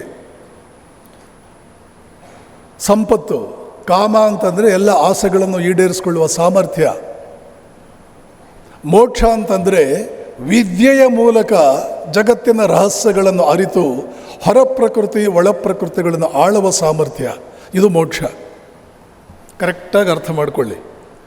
ಪುರಾಣಗಳಲ್ಲಿ ಬರುವಂತಹ ಡೆಫಿನೇಷನ್ಸ್ ಬಿಡಿ, ಯೋಗ ಮತ್ತು ವೇದಾಂತಗಳಲ್ಲಿ ಬರುವ ಡೆಫಿನೇಷನ್ಸ್ ಅಂತ ತಿಳ್ಕೊಳ್ಳಿ. ಹಿಂದೂಗಳಿಗೆ ಬಂದಿರೋ ದೊಡ್ಡ ಪ್ರಾಬ್ಲಮ್, ಯೋಗ ಮತ್ತು ವೇದಾಂತಗಳನ್ನು ಮುಟ್ಟೋ ಗೋಜಿಗೂ ಹೋಗಲ್ಲ, ಬರೀ ಪುರಾಣ. ಆದ್ದರಿಂದಲೇ ಯಾರಾದರೂ ಅನ್ಯ ಧರ್ಮೀಯರು 5 ವಾಕ್ಯಗಳಲ್ಲಿ ನಿಮ್ಮ ಬಾಯಿ ಮುಚ್ಚಿಸಬಲ್ಲರು. ಮಂಗಗಳಂತೆ ಅವ್ರ ಮುಂದೆ ಸಪ್ಪೆ ಮುಖ ಹಾಕ್ಕೊಂಡು ಕೂತ್ಕೊಳ್ತೀರಿ. ಯಾಕೆ ಅಂದರೆ ನಿಮ್ಮ ಹಿಂದೂ ಧರ್ಮದ ಜ್ಞಾನ ನಿಮ್ಮ ಪುರಾಣವನ್ನು ದಾಟಿ ಹೋಗೇ ಇಲ್ಲ. ಆ ಪುರಾಣಗಳಲ್ಲಿ ಬಹಳಷ್ಟು LKG UKG ಮಕ್ಕಳು ಯಾರು ಇರ್ತಾರಲ್ಲ, ಧರ್ಮದಲ್ಲಿ LKGನಲ್ಲಿ ಯಾರಿದಾರಲ್ಲ ಅವರಿಗಾಗಿ ಪುರಾಣಗಳು ನಿರ್ಮಾಣವಾಗಿದ್ದು. ಯಾರಿಗೆ ವೇದಾಂತ ಅರ್ಥವಾಗುವುದಿಲ್ಲ, ಯಾರಿಗೆ ಯೋಗ ಅರ್ಥವಾಗುವುದಿಲ್ಲ, ಅವರಿಗೆ ಪುರಾಣ. ನಿಮ್ಮ ಹಬ್ಬಗಳು ಇತ್ಯಾದಿಗಳೆಲ್ಲ ಪುರಾಣಗಳು. ಅವೆಲ್ಲ ಹಿಂದೂ ಧರ್ಮದ ಅತ್ಯಂತ ಪ್ರೈಮರಿ ಸ್ಕೂಲ್ ಮಕ್ಕಳಿಗಾಗಿ. ಯೋಗದಲ್ಲಿ ಏನೇನಿದೆ, ಕುಂಡಲಿನಿ ಶಕ್ತಿ ಅಂದರೆ ಏನು, ಮನುಷ್ಯನ ಒಳಗಡೆ ಇರೋ ಶಕ್ತಿಗಳು ಜಾಗೃತವಾಗುವುದಕ್ಕೆ ಹಬ್ಬ ಹರಿದಿನಗಳು ಹೇಗೆ ಹೆಲ್ಪ್ ಮಾಡುತ್ತೆ ಅಂತ ತಿಳ್ಕೊಳ್ಬೇಕೇ ಹೊರತು ಹಬ್ಬ ಹರಿದಿನಗಳೇ ಫೈನಲ್ ಅಲ್ಲ. ಯೋಗವೂ ಫೈನಲ್ ಅಲ್ಲ, ವೇದಾಂತ ಫೈನಲ್. ವೇದಾಂತವನ್ನು ಮುಟ್ಟುವ ಗೋಜಿಗೆ ಹೋಗಲ್ಲ. ವೇದಾಂತವನ್ನು ಅರಿತರೆ ಯಾವ ವಿಜ್ಞಾನಿಯೂ ನಿಮ್ಮ ಮುಂದೆ LKG ಮಗುವಿನಂತೆ ಕುಳಿತುಕೊಳ್ತಾನೆ. ವಿವೇಕಾನಂದರ ಶಕ್ತಿ ಇದ್ದುದು ಅಲ್ಲಿ. ಯಾವ ವಿಜ್ಞಾನಿಯೋ, ಯಾವ ನೋಬೆಲ್ ವಿಜೇತನೋ, ಯಾವ ಅರ್ಥಶಾಸ್ತ್ರಜ್ಞನೋ ನಿಮ್ಮ ಮುಂದೆ ಮೋಸ್ಟ್ ಒಬಿಡಿಯೆಂಟ್ ಸ್ಟೂಡೆಂಟಾಗಿ ಕೂತ್ಕೋಬೇಕಾ? ವೇದಾಂತವನ್ನು ಅಧ್ಯಯನ ಮಾಡಬೇಕು. ಅದರಲ್ಲೂ ಸ್ವಾಮಿ ವಿವೇಕಾನಂದರು ಹೇಳಿರುವ ವೇದಾಂತ ಯಾರ್ಯಾರು ಹೇಳಿದ್ದು ಕೂಡ ಮಾಡಬಾರ್ದು. ಮತ್ತು ಸ್ವಾಮಿ ರಂಗನಾಥಾನಂದಜಿ ಇವರಿಬ್ಬರೂ ಹೇಳಿರುವ ವೇದಾಂತವನ್ನು ನೀವು ಅಧ್ಯಯನ ಮಾಡಿದರೆ ನಿಮ್ಮ ಮುಂದೆ ಎಲ್ಲರೂ ಬಗ್ಗಲೇಬೇಕು. ನನ್ನ ಜೀವನದಲ್ಲಿ ಆದ ಒಂದು ಘಟನೆ, 2006ರಲ್ಲಿ ನನ್ನ ಪರಿಚಯ ಓದುವ ಹೇಳಿದರು. ಇಟಲಿಯ ರಾಷ್ಟ್ರೀಯ ಹಬ್ಬವೊಂದರ ಉದ್ಘಾಟನೆಗೆ ನನ್ನನ್ನು ಕರೆದಿದ್ದರು. ಟ್ಯೂರಿನ್ ನಗರ, ಟೋರಿನೋ, ಅದರ ಹಳೆ ಹೆಸರು ಟೋರಿನೋ, ಈಗ ಅದರ ಹೆಸರು ಟ್ಯೂರಿನ್. ಅದೆಲ್ಲ ಮುಗಿಸ್ಕೊಂಡು 2 ತಿಂಗಳ ಯುರೋಪ್ ಪ್ರವಾಸ ಮುಗಿಸ್ಕೊಂಡು ಭಾರತಕ್ಕೆ ಬರುವುದಕ್ಕೆ ಇಟಲಿಯ ಮಿಲಾನ್ ಅಥವಾ ಮಿಲಾನೋ ನಗರದಿಂದ ಜರ್ಮನಿಯ ಫ್ರಾಂಕ್ಫರ್ಟ್ಗೆ ಬಂದು ಅಲ್ಲಿಂದ ಏರೋಪ್ಲೇನ್ ಹತ್ತಬೇಕಿತ್ತು ನಾನು. ನನ್ನ ಜೊತೆಗೆ ನನ್ನ 2 ಸೋದರ ಸನ್ಯಾಸಿಗಳು, ಸ್ವಾಮಿ ವೀರೇಶಾನಂದ, ಸ್ವಾಮಿ ಯೋಗೇಶ್ವರಾನಂದ ನನ್ನ ಜೊತೆಗಿದ್ದರು. ಟ್ರೈನ್ನಲ್ಲಿ 6 ಜನ ಮಲಗಿಕೊಳ್ಳುವಷ್ಟು ಜಾಗ. ನಾವು 3 ಜನ ಸನ್ಯಾಸಿಗಳು, ಇನ್ನು 2 ವಾಷಿಂಗ್ಟನ್ DC ಅಮೆರಿಕಾದ ಅಣ್ಣ ತಮ್ಮಂದಿರು, ಇನ್ನೊಬ್ಬ ರಷ್ಯನ್, ಆದರೆ ಅವನು ಜೂ, ಇಸ್ರೇಲಿ ಜನಾಂಗ, ಯಹೂದ್ಯ. ನಮ್ಮಲ್ಲಿ ಈ ಭಕ್ತರು ಮಾಡಿಕೊಟ್ಟಿದ್ದು ಕೋಡುಬಳೆ, ಚಕ್ಕಲಿ, ಟೂರ್ಗೆ ಇರಲಿ ಅಂತ ಬ್ಯಾಗ್ಗಳುಗಟ್ಟಲೆ ಮಾಡಿಕೊಟ್ಟಿದ್ರು, ನಿಪ್ಪಟ್ಟು, ಅದೆಲ್ಲ ಮಿಕ್ಕಿಬಿಟ್ಟಿತ್ತು. ಮತ್ತು ಇಂಡಿಯಾಗೆ ಇದನ್ನು ಹೊಳ್ಳಿ ತೊಗೊಂಡು ಹೋಗೋದು ಏನಿದೆ ಅಂತ ಹೇಳಿ ಅಲ್ಲೇ ಅವ್ರಿಗೆಲ್ಲ ಚೂರು ಹಂಚಿ ತೊಗೊಳ್ಳಿ ಅಂತ ಅವ್ರಿಗೂ ಹಂಚಿ ನಾವು ತಿನ್ನೋಕೆ ಶುರು ಮಾಡಿದ್ವಿ. ಪಾಪ ಅವ್ರಿಗೆಲ್ಲ ಹೊಸದು, ತಮ್ಮ ಜೀವಮಾನದಲ್ಲಿ ಕೋಡುಬಳೆ ತಿಂದವರಲ್ಲ ಅವರು. ಆ ವಾಷಿಂಗ್ಟನ್ DC ಕ್ರಿಶ್ಚಿಯನ್ಸ್ ಅವರೆಲ್ಲ. ರಷ್ಯನ್ನು ಯಾವ ಕೋಡುಬಳೆ ತಿನ್ನಬೇಕು, ಬಳೆನೋ ನೋಡಿಲ್ಲ, ಕೋಡುಬಳೆನೋ ತಿಂದಿಲ್ಲ. ಸರಿ, ಹಾಗೆ ಮಾತಾಡ್ತಾ ನೀವು ಯಾರು, ನೀವು ಯಾಕೆ ಈ ಡ್ರೆಸ್ಸಲ್ಲಿದ್ದೀರಿ, ನಿಮ್ಮ ತಲೆ ಯಾಕೆ ನುಣ್ಣಗಿದೆ, ಕೂದಲು ಯಾಕೆ ತೆಗೆಸಿದ್ದೀರಿ ಎಲ್ಲ ನಾವು ಹೇಳಿದ್ವಿ. ನಮ್ಮದು ಒಂದು ರಿಲಿಜಿಯಸ್ ಪ್ರೀಚರ್ಸ್ ನಾವು. ನಿಮ್ಮ ಧರ್ಮ ಏನು ಹೇಳುತ್ತೆ ಅಂತ ಕೇಳಿದ್ರು ಅವರು. ಎಲ್ಲ ಹೇಳಿದ್ವಿ. ಹೇಳುವಾಗ ನಾನು ಒಂದು ವಿಷಯ ತಗೊಂಡೆ. ನಿಮ್ಮ ಕ್ರಿಶ್ಚಿಯನ್ ಧರ್ಮದವರು ನಮ್ಮ ದೇಶಕ್ಕೆ ಬಂದಿದ್ದಾರೆ, ಅವರು ಕೂಡ ಸಾಕಷ್ಟು ಮತಾಂತರ ಇತ್ಯಾದಿಗಳೆಲ್ಲ ಮಾಡ್ತಿರ್ತಾರೆ. ಅದೆಲ್ಲ ಮಾಡೋದು ತಪ್ಪು ಅಂತ ನೀವೆಲ್ಲ ಯಾಕೆ ಹೇಳಲ್ಲ ಅವ್ರಿಗೆ ಅಂತ ನಾನು ಅವ್ರಿಗೆ ತಗೊಂಡೆ. ನನ್ನ ಜೊತೆಯಲ್ಲಿದ್ದಂಥ ಸ್ವಾಮಿಗಳು ನನ್ನನ್ನು ಚೂಟಿದ್ರು, ನೀವು ಇಂಡಿಯಾದಲ್ಲೆಲ್ಲ ಇರೋದು, ಹೊರಗಡೆ ಇರೋದು ನೆನಪಿರಲಿ ಅಂತ. ಆದರೆ ನನ್ನ ಹೆಸರು ಗೊತ್ತಿದೆಯಲ್ಲ ಅಂತ ನಾನು ಅಂದೆ ಅವ್ರಿಗೆ. ನಮ್ಮ ಗುರುಗಳು ಸುಮ್ಮನೆ ನನ್ನ ಹೆಸರಿಟ್ಟಿಲ್ಲ. ಯಾವ ದೇಶದಲ್ಲಿದ್ದರೆ ಏನ್ರಿ, ಸತ್ಯ ಮಾತಾಡಬೇಕು. ಭಾಳ ತಪ್ಪು ಮಾಡ್ತಾ ಇದ್ದಾರೆ ನಿಮ್ಮ ಧರ್ಮದ ಬೋಧಕರು, ಹೀಗೆಲ್ಲ ಮಾಡಬಾರ್ದು. I respect Christ, but I don't expect any Christian to be converted into Hinduism. I don't expect. If he comes on his own, if he voluntarily wants to be a Hindu, well, I may help him. But I never force my religion on anyone whatsoever. ಎಲ್ಲ ಹೇಳ್ತಾ ಕೂತ್ಕೊಂಡೆ. ನಿಮ್ಮ religion ಏನು ಹೇಳುತ್ತೆ ಆ ಹುಡುಗರು ಕೇಳಿದ್ರು. ನಾನು ಹೇಳಿದೆ, ನಮ್ಮ ರಿಲಿಜನ್ ನೀವು ಅರ್ಥ ಮಾಡ್ಕೊಂಡಿರೋ ಹಾಗೆ ರಿಲಿಜನ್ ಅಲ್ಲ ಅದು. It is not religion in the sense that you have understood in European context. It is a different approach. It is a science that helps a man for his evolution. ಅವನ ವಿಕಾಸಕ್ಕೆ help ಮಾಡುವಂಥ ಒಂದು ಪ್ರಕ್ರಿಯೆ ಅದು. ಒಂದಷ್ಟು explain ಮಾಡಿದೆ, ಅದೆಲ್ಲ ಇಲ್ಲಿ ಎಕ್ಸ್ಪ್ಲೈನ್ ಮಾಡಲ್ಲ. ಡಾರ್ವಿನ್ ಫಿಲಾಸಫಿ, ಪತಂಜಲಿ ಯೋಗ ಸೂತ್ರಗಳು ಅದೆಲ್ಲ ಹೆಲ್ಪ್ ಮಾಡುತ್ತೆ. ಇಂಡಿಯನ್ ರಿಲಿಜನ್ ನೀವು ಅರ್ಥ ಮಾಡ್ಕೊಳ್ಬೇಕು ಅಂದರೆ, ಸನಾತನ ಧರ್ಮ ಅರ್ಥ ಆಗಬೇಕು ಅಂದರೆ ಮೊದಲು ಪತಂಜಲಿ ಯೋಗ ಸೂತ್ರಗಳನ್ನು ಓದಿ, ಆಮೇಲೆ ಡಾರ್ವಿನ್ಸ್ ಥಿಯರಿ ಆಫ್ ಎವಲ್ಯೂಷನ್ ಓದಿ. ವಿವೇಕಾನಂದರ ಪುಸ್ತಕಗಳು, ರಂಗನಾಥಾಂದ್ರ ಪುಸ್ತಕಗಳು, ಅದು ಮಸ್ಟ್, ಅದು ಬೇಕೇ ಬೇಕು. ಇದೆಲ್ಲ ಎಕ್ಸ್ಪ್ಲೈನ್ ಮಾಡಿದೆ. ಸರಿ, ರಾತ್ರಿ 12 ಆಯಿತು, ಮಲ್ಕೊಂಡ್ಬಿಟ್ವಿ.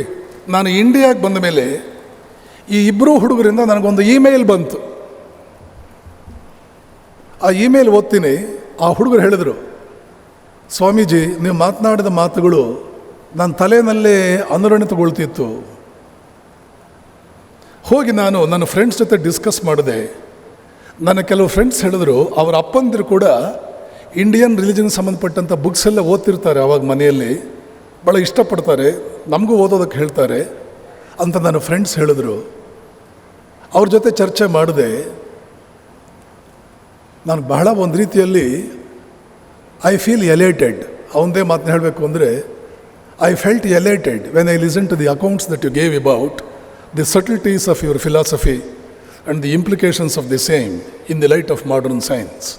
ಆಧುನಿಕ ವಿಜ್ಞಾನದ ಬೆಳಕಿನಲ್ಲಿ ನಿಮ್ಮ ಧರ್ಮದ ಮಹತ್ವವನ್ನು ನೀವು ಹೇಳಿದ್ದು ಥರ ಖುಷಿ ಕೊಡ್ತು ನನಗೆ. ಇವತ್ತಿಗೂ ನೆನೆಸ್ಕೊಂಡ್ರೆ ಖುಷಿಯಾಗುತ್ತೆ ಅಂತ ಹೇಳಿ ಕೊನೆಗೆ ಬರೆದ, will you please help me if I want to convert myself into Hinduism.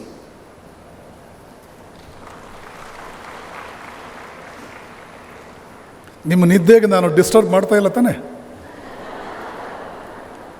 ಇಂಥ ಮಾತು ಹೇಳಿದ್ರೆ ಮೌನವಾಗಿ ಯಾರಾದರೂ ಕೂತ್ಕೊಳ್ತಾರ? ಸೂರು ಕಿತ್ಕೊಳ್ಳೋ ಹಾಗೆ claps ಹೊಡಿಬೇಡುವ?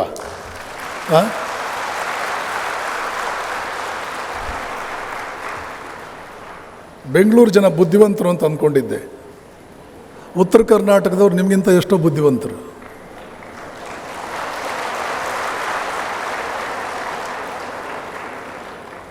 Will you please help me if I want to become converted into Hinduism. ಅದು ಕೇಳಿದ ಲಾಸ್ಟ್ ವಾಕ್ಯ, ನಾನು ಹಿಂದೂ ಆಗಬೇಕು ಅಂತಿದ್ದೀನಿ, ಹೆಲ್ಪ್ ಮಾಡ್ತೀರಾ? ಒಂದು ರಾತ್ರಿಯಲ್ಲಿ 18 ವರ್ಷ 19 ವರ್ಷ ವಯಸ್ಸಿನ ಹುಡುಗರು, ವಾಷಿಂಗ್ಟನ್ DC ಹುಡುಗರು, ಒಂದು ರಾತ್ರಿಯಲ್ಲಿ ಒಂದು ತಾಸು 1.5 ತಾಸು ಅವ್ರ ಜೊತೆ ಮಾತನಾಡಿದರೆ, ನಾವು ಹಿಂದೂಗಳಾಗಬೇಕು ಅಂತ ಇಷ್ಟಪಟ್ಟರೆ ನೀವು ನಮ್ಗೆ ಹೆಲ್ಪ್ ಮಾಡ್ತೀರಾ ಅಂತ ಒಂದು ಇಮೇಲ್ ಕಳಿಸ್ತಾರೆ ಅಂತಂದರೆ, ಇಲ್ಲಿವರೆಗೆ ಅವರು ಅದರ ಬಗ್ಗೆ ಅಷ್ಟು ಜ್ಞಾನವೇ ಇಲ್ಲದವರು ಸನಾತನ ಧರ್ಮದ ಮಹತ್ವ, ಅದರ ಚಿಂತನೆ, ಆ ಸಂಸ್ಕೃತಿಯ ಮಹತ್ವ ಹೇಗಿದೆ. ಆದರೆ ಇವತ್ತು ನಮಗೊಂದು ಥ್ರೆಟ್, ಅದು ಬೇರೆ ಧರ್ಮಗಳು ಒಂದು ಥ್ರೆಟ್, ಇಂಡಿಯಾದಲ್ಲಿ ಒಂದು ಥ್ರೆಟ್, ಒಂದು ಸವಾಲು. ಯಾಕೆ? ಇದನ್ನು ಎಕ್ಸ್ಪ್ಲೇನ್ ಮಾಡೋರ ಗತಿ ಇಲ್ಲ. ದೊಡ್ಡ ದೊಡ್ಡ ಚಿಂತನ ವಲಯಗಳಲ್ಲಿ, ಬೌದ್ಧಿಕ ವಲಯಗಳಲ್ಲಿ ಹೋಗಿ, I am not telling you anything about my religion, I am telling you how to evolve into greater beings at your earliest. ನೀವಾಗೇ ಇನ್ನಷ್ಟು ಮಹತ್ವದ ರೀತಿಯಲ್ಲಿ ವಿಕಾಸಗೊಳ್ಳುವುದಕ್ಕೆ, ನಿಮ್ಮನ್ನು ನೀವೇ ಇನ್ನಷ್ಟು ವಿಕಾಸಗೊಳಿಸಿಕೊಳ್ಳುವುದಕ್ಕಾಗಿ, ನಿಮಗೆ ಸಹಾಯ ಮಾಡುವುದಕ್ಕೆ ಕೆಲವು ಚಿತ್ರಗಳನ್ನು, ಕೆಲವು ಅಂಶಗಳನ್ನು ನಿಮ್ಮ ಮುಂದೆ ಇಡೋದಕ್ಕೆ, ಕೆಲವು ವಿಚಾರಗಳನ್ನು ನಿಮ್ಮ ಮುಂದೆ ಇಡೋದಕ್ಕೆ ನಾನು ಬಂದಿದ್ದೀನಿ. ನನ್ನ ಮಾತುಗಳನ್ನು ಕೇಳಿ ಅಂತ ನಾವೆಲ್ಲ ಕೂಡ ಕ್ಲಾಸ್ನಲ್ಲಿ ಮಕ್ಕಳೇ, this is not religion in the sense Europeans have understood it, in the sense other religions R understood in various other contacts. This is a science of all ಆಧ್ಯಾತ್ಮ ವಿದ್ಯಾನಾಮ್. ಕೃಷ್ಣ ಹೇಳ್ತಾನೆ, among all sciences I am spiritual science because that is the highest science. Bhagavad Gita ಸ್ಪಷ್ಟವಾಗಿ ಹೇಳ್ತಾನೆ. ಇದನ್ನೆಲ್ಲ Macaulay ನೋಡ್ದ. ಈ ವಿಚಾರಗಳು ಯಾವುದೂ ಭಾರತೀಯರ ಗಮನಕ್ಕೆ ಬರದಂತೆ ನಾವೊಂದು ಹೊಸ ಸಿಸ್ಟಮ್ ಆಫ್ ಎಜುಕೇಷನ್ ಮಾಡಬೇಕು. ಮತ್ತು ವಿದ್ಯಾರ್ಥಿಗಳ ಮುಂದೆ, ಭಾರತೀಯರ ಮುಂದೆ ನಮ್ಮನ್ನು ನಾವು ಪ್ರತಿಬಿಂಬಿಸ್ಕೋಬೇಕು. ಯಾವ ರೀತಿಯಲ್ಲಿ? ಜಗತ್ತನ್ನು ಗೆಲ್ಲಬಲ್ಲವರು ನಾವೇ, ಜಗತ್ತನ್ನು ಗೆದ್ದವರು ನಾವೇ, ಗೆಲ್ಲಬಲ್ಲವರು ನಾವೇ. ಯಾಕೆ? Politically we have been always strong. ಆದ್ದರಿಂದ knowledge centric, value centric Indian ಹಿಸ್ಟ್ರಿಯನ್ನು politico centric, socio political centric ಹಿಸ್ಟ್ರಿಯನ್ನಾಗಿ ಪರಿವರ್ತನೆ ಮಾಡಬೇಡ. ಪೊಲಿಟಿಕೋ ಸೆಂಟ್ರಿಕ್ ಆಗಿ ಪರಿವರ್ತನೆ ಮಾಡಬೇಕು. ಹಿಂದೂಗಳಿಗೆ ತಾವಂಥ ಸ್ಟ್ರಾಂಗ್ ರೇಸ್ ಅಲ್ಲ ಅಂತ ಪ್ರೂವ್ ಮಾಡಬೇಕು ಅಂದರೆ ಇರ್ತಕ್ಕಂಥ ಮಾರ್ಗ ಏನು? ಯಾವ ಯುದ್ಧಗಳಲ್ಲಿ ಭಾರತೀಯರು ಸೋತಿದ್ದಾರೆ ಅದನ್ನು ಹೈಲೈಟ್ ಮಾಡಬೇಕು. ಯಾಕೆ? ಪೊಲಿಟಿಕಲ್ ಸೆಂಟ್ರಿಕ್ ಮಾಡಬೇಕು. If you make it knowledge centric, Indians are supreme. If you make culture centric, Indians are supreme. You make it any centric other than political centric, Indians are supreme. ಆದರೆ ಇಂಡಿಯನ್ಸ್ಗೆ ಈಗ ನಾವೊಂದೇನು ಮಾಡಬೇಕಿದೆ ಅಲ್ಲಿ, ಏನದು? We have to destroy their morale. ಅವರ morale, ಅವರ ಅಸ್ಮಿತಾ ಏನಿದೆ ಅದನ್ನು ಪೂರ್ತಿ ಸಂಪೂರ್ಣವಾಗಿ ಧ್ವಂಸ ಮಾಡಿಬಿಡಬೇಕು. ಆದ್ದರಿಂದಲೇ ಹಿಸ್ಟ್ರಿ ಪುಸ್ತಕದಲ್ಲಿ ಮೊದಲಿಂದ ಕೊನೆಯವರೆಗೂ ನೀವು ನೋಡೋದು, India had A set back, India had A set back, India had A set back. ಇದನ್ನು ಸಣ್ಣ ವಯಸ್ಸಿನ ಮಕ್ಕಳಿಗೆ, ವಿದ್ಯಾರ್ಥಿಗಳಿಗೆ ತಲೆಯಲ್ಲಿ ತುಂಬಿದರು, ಸ್ಟ್ಯಾಟಿಸ್ಟಿಕ್ಸ್ ಸಮೇತ ತುಂಬಿದರು. ಇವನು 15 ಸಲ ಬಂದ, ಇವನು 20 ಸಲ ಬಂದ, ಇವನ ಸೈನ್ಯ ಇಷ್ಟು ಕಡಿಮೆ ಇತ್ತು, ಅಷ್ಟು ಕಡಿಮೆ ಸೈನ್ಯ ಇಟ್ಕೊಂಡೆ ಗೆದ್ದ.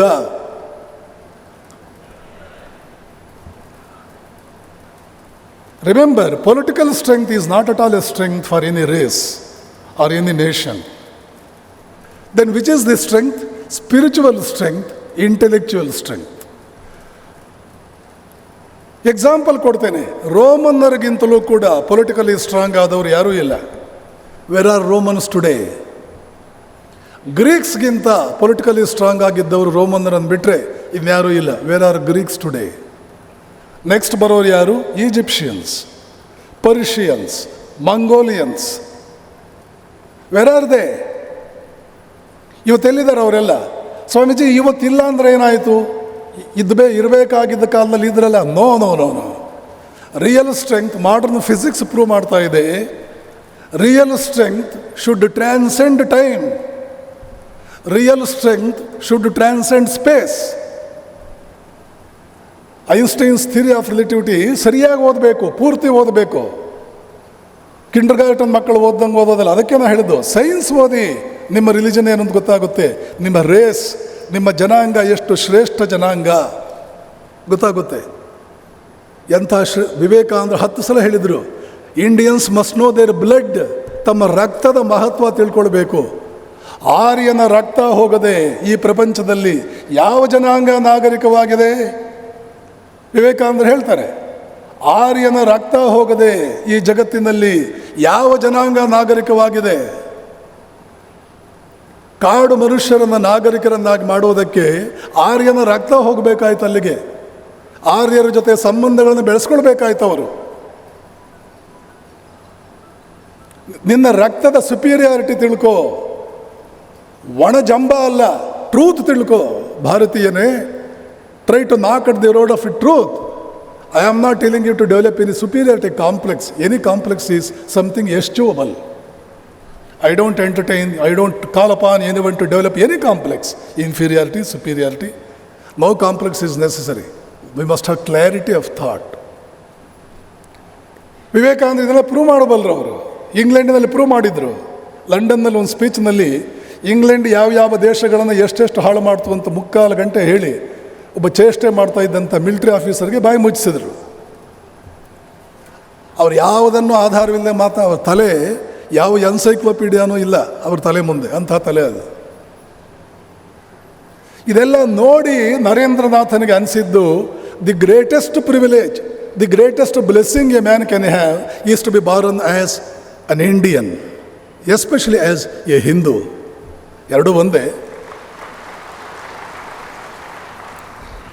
ಇದನ್ನೇ ಭಾರತೀಯರಿಗೆ ಬೆಳೆಸ್ಕೊಳ್ಳಿ. ಮೊಟ್ಟ ಮೊದಲು ಅವರು ಹೇಳಿದ್ದೇನು ಅಂದರೆ, ಭಾರತ ನೀನು ಯಾವುದರಲ್ಲೂ ಹಿಂದೆ ಬಿದ್ದಿಲ್ಲ, ಆದರೆ ನಿನಗಿರ್ತಕ್ಕಂಥ ಸಮಸ್ಯೆ ಏನು ಅಂದರೆ, ದೊಡ್ಡ ಸಮಸ್ಯೆ ನಿನ್ನ ಅಸ್ಮಿತೆ, ನೀನು ಯಾರು ಅಂತಲೇ ನಿನಗೆ ಗೊತ್ತಿಲ್ಲ.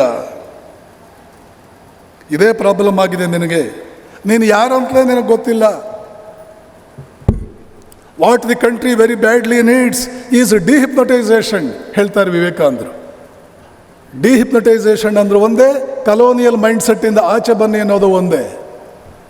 ಯಾರ್ಯಾರೋ ಮೂರ್ಖರು ಅರ್ಧಂಬರ್ಧ ಸತ್ಯಗಳನ್ನು, ಅನವಶ್ಯಕವಾದ ಸತ್ಯಗಳನ್ನು ಬರೆದು ಪುಸ್ತಕಗಳಲ್ಲಿ ನಿಮ್ಮ ಬಗ್ಗೆ ಒಂದು ಚಿತ್ರ ಕೊಟ್ಟಿದ್ದಾರಲ್ಲ, ನಿಮ್ಮ history, it is distorted. Indian history should be rewritten. ಇದನ್ನು ರಾಜಸ್ಥಾನದಲ್ಲಿ ಹೇಳಿದ್ದು. ಮೆಡ್ರಾಸಿನಲ್ಲಿ ಒಂದು ಮಾತು ಹೇಳ್ತಾರೆ, ಅಲ್ಲಿರ್ತಕ್ಕಂಥ ಯೂನಿವರ್ಸಿಟಿ ಪ್ರೊಫೆಸರ್ಸ್ಗೆ, ಸ್ಟೂಡೆಂಟ್ಸ್ಗೆ ಎಲ್ಲ ಮಾತಾಡ್ತಾ ಹೇಳ್ತಾರೆ, anything of Indian origin you first accept and then verify. Anything of western origin you first verify and then accept. ಯಾವುದು ಭಾರತೀಯ ಮೂಲವಾದದ್ದೋ ಅದನ್ನು ಮೊದಲು ಒಪ್ಕೋ, ಆಮೇಲೆ ಅದನ್ನು ಪರೀಕ್ಷೆ ಮಾಡು. ಪಾಶ್ಚಾತ್ಯ ಮೂಲವಾದದ್ದನ್ನು ಮೊದಲು ಪರೀಕ್ಷೆ ಮಾಡು, ಆಮೇಲೆ ಒಪ್ಕೋ. ಅದರ ಅರ್ಥ ಏನು? ಅಲ್ಲಿಂದ ಬರುವ ವಿಚಾರಗಳು ಅಷ್ಟು ಸೈಂಟಿಫಿಕ್ ಆಗಿಲ್ಲ. They can convert science into technology, but invention of science they are not at there best. ಯಾಕೆ? ಅವರ ಮೈಂಡ್ ಸೆಟ್ಟುಗಳು ಹಾಗಿಲ್ಲ. ಅದಕ್ಕೆ ಬೇಕಾಗಿರೋದು ಅನಲಿಟಿಕಲ್ ಅಪ್ರೋಚ್. ಅನಲಿಟಿಕಲ್ ಅಪ್ರೋಚ್ನಲ್ಲಿ ಭಾರತೀಯನನ್ನು ಮೀರಿಸೋರು ಯಾರೂ ಇಲ್ಲ. ನಿಮಗಿದೆಲ್ಲ ಗೊತ್ತಿಲ್ಲ. ಯಾಕೆ? ನೀವು ಬೌದ್ಧರಿಗೂ ವೇದಾಂತಿಗಳಿಗೂ ನಡೆದಿರ್ತಕ್ಕಂಥ ವಾದಗಳನ್ನು ನೀವು ನೋಡಿಲ್ಲ. ಈ ಪ್ರಪಂಚದ ಇತಿಹಾಸದಲ್ಲಿ ಮನುಷ್ಯನ ಬ್ರೈನ್ ಕೆಲಸ ಮಾಡುವ ಹೈಯೆಸ್ಟ್ ಲೆವೆಲ್ ನೀವು ನೋಡೋದು ಬೌದ್ಧರಿಗೂ ಮತ್ತು ವೇದಾಂತಿಗಳಿಗೂ ನಡೆದಿರ್ತಕ್ಕಂಥ ಚರ್ಚೆಗಳಲ್ಲಿ. ಯಾವ ಕೋಪನ್ ಹೇಗನ್ ಕಾನ್ಫರೆನ್ಸ್, ಯಾವ ಐನ್ಸ್ಟೈನ್, ಯಾವ ನೀಲ್ ಬೋರ್ ಆ ರೀತಿ ಚರ್ಚೆ ಮಾಡಲಾರರು. ನೋಡಿ ನೋಡಿ ನೋಡಿ ಸ್ವಾಮಿ ವಿವೇಕಾನಂದರಿಗೆ ಅನಿಸಿದ್ದು, I am blessed that I am an Indian, I am A Sanatani, I am an Indian. ಆದರೆ ಮೆಕಾಲೆ ಇದನ್ನೆಲ್ಲ ಪಕ್ಕಕ್ಕಿಟ್ಟು ನಮ್ಮ ಬಗ್ಗೆನೇ ನಮಗೆ ಜಿಗುಪ್ಸೆ ಬರುವ ರೀತಿಯಲ್ಲಿ ಇಂಡಿಯನ್ ಹಿಸ್ಟ್ರಿ ಬರೆಸ್ದ. ಅದನ್ನು ನಮ್ಮವರೇ ಸ್ವಾತಂತ್ರ್ಯ ಬಂದ ಮೇಲೆ ಅದಕ್ಕೆ ಉಪ್ಪು ಖಾರ ಹಾಕಿ ಇನ್ನಷ್ಟು ಜಾಸ್ತಿ ಮಾಡಿಬಿಟ್ರು. ಯಾವಾಗ ನೀವು ಕರೆಕ್ಟಾಗಿ ನೀವು ಯಾರಂತ ತಿಳ್ಕೊಳ್ತೀರೋ ಆವಾಗ ಪ್ರತಿ ಕ್ಷಣದಲ್ಲೂ ಕೂಡ ನನ್ನ ಸಮಾಜ, ನನ್ನ ಜನಾಂಗ, ನನ್ನ ಕಮ್ಯುನಿಟಿ, ಏನು ಮಾಡಬೇಕು ನಾನು, ಇದಕ್ಕೆ ಏನು ಮಾಡಬಲ್ಲೆ, ಮತ್ತೊಮ್ಮೆ ನಾನು ಕಳ್ಕೊಂಡಿರ್ತಕ್ಕಂಥ ವೈಭವ ಪಡ್ಕೊಳ್ಳೋದು ಹೇಗೆ, ಇಷ್ಟು ಅದ್ಭುತವಾಗಿದ್ದೀವಲ್ಲ ನಾವು. ಇಡೀ ಪಾಶ್ಚಾತ್ಯ ಪ್ರಪಂಚ ನಾವು ಇಂಡಿಯಾದಲ್ಲಿ ಹುಟ್ಟಲಿಲ್ವಲ್ಲ ಅಂತ ಬೇಜಾರು ಮಾಡ್ಕೊಳ್ತಾ ಇದೆ. 2017ರಲ್ಲಿ ನಾನು ಇಟಲಿಯ ರೋಮ್ ನಗರದ ಅಂತಾರಾಷ್ಟ್ರೀಯ ಯೋಗ ದಿನಾಚರಣೆಗೆ ಸ್ಪೀಕರ್ ಆಗಿ ಹೋಗಿದ್ದೆ. ಅಲ್ಲಿಂದ ಪ್ಯಾರಿಸ್ ರಾಮಕೃಷ್ಣಾಶ್ರಮದಿಂದ ನನಗೆ ಕರೆ ಬಂತು, ಇಲ್ಲೂ ಯೋಗ ಶಿಬಿರ ಮಾಡ್ತಾ ಇದ್ದೇವೆ ಬನ್ನಿ. ಪ್ಯಾರಿಸ್ನ ರಾಮಕೃಷ್ಣಾಶ್ರಮದಲ್ಲಿ ಒಂದು 7-8 ದಿನ ಕಳೆದು ವಾಪಸ್ ಬರಬೇಕು ಅನ್ನೋ ಯೋಗ ಶಿಬಿರ ಮುಗೀತು. ಎಷ್ಟೋ ಜನ ಬಂದರು, ಯುರೋಪಿನ ಬೇರೆ ಬೇರೆ ಊರುಗಳಿಂದ ಬಂದಿದ್ದ ಜನ ಎಲ್ಲ ಬಂದರು, ನಮಸ್ಕಾರ ಮಾಡಿದ್ರು. ಒಬ್ಬಳು ಬಂದು, ಮಧ್ಯ ವಯಸ್ಸಿನ ಒಬ್ಬಳು ಬಂದು ನಮಸ್ಕಾರ ಮಾಡಿದ್ರು. ನಾನು ಅವಳು ಕೇಳಿದೆ, ವಾಟ್ ಈಸ್ ಯುವರ್ ನೇಮ್? ಅವಳು ಹೇಳಿದ್ಲು, ಐ ಆಮ್ ಈಶ್ವರಿ. ಇಂಡಿಯನ್ ಎಲ್ಲಿ ಬಂದ್ಲಪ್ಪ ಇವಳು ನೋಡಿದ್ರೆ ಇಂಡಿಯನ್ ಥರ ಕಾಣ್ತಿಲ್ವಲ್ಲ. Ishwari, truly so? No Swamiji, I was Isabella, now I have changed my name as Eshwari.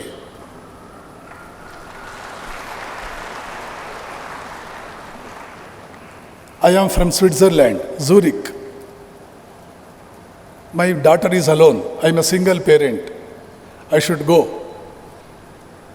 Bless me. ನಮಸ್ಕಾರ ಮಾಡಿ. ನಾನು ಸ್ವಲ್ಪ ತಮಾಷೆ ಮಾಡೋಣ ಅಂತ, what should I bless you with? ಏನಂತ ಆಶೀರ್ವಾದ ಮಾಡಲಿ ಕೇಳಿದೆ. ಆಶೀರ್ವಾದ ಮಾಡಿ ಅಂತ ಕೇಳಿದ್ಲು. ಏನಂತ ಆಶೀರ್ವಾದ ಮಾಡಿ ನಾನು ಕೇಳಿದೆ. ಹೇಳ್ತಾಳೆ, bless me that I may be born in India in my next birth.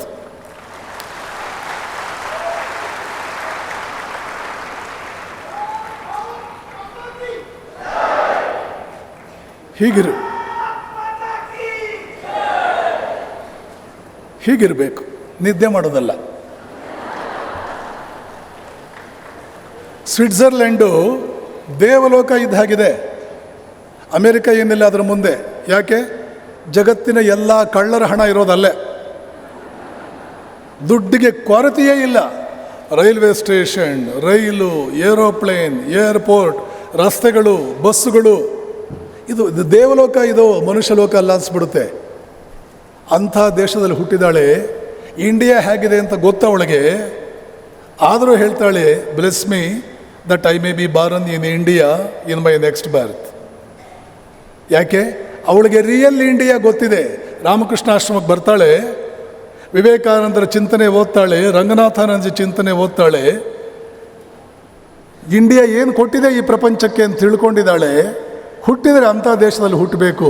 ಇಲ್ಲೇನಿದೆ ಈ ಯುರೋಪ್ನಲ್ಲಿ, ಇಲ್ಲೇನಿದೆ ಈ ವೆಸ್ಟಲ್ಲಿ, ಪಶ್ಚಿಮದಲ್ಲಿ ಏನಿದೆ ಮಣ್ಣು. ಆದರೆ ನಾವು ಯಾವ ಪುಸ್ತಕ ಓದಲೇ ಇಲ್ಲ, ಯಾವ ರಾಮಕೃಷ್ಣಾಶ್ರಮಕ್ಕೂ ಹೋಗಲೇ ಇಲ್ಲ, ಯಾವ ವಿವೇಕಾನಂದರು ರಂಗನಾಥಾನಂದಜಿ ನಮಗೆ ಗೊತ್ತೇ ಇಲ್ಲ. ನಾವು ತಿಳ್ಕೊಂಡಿದ್ದು ಒಂದೆರಡು ಪುರಾಣ,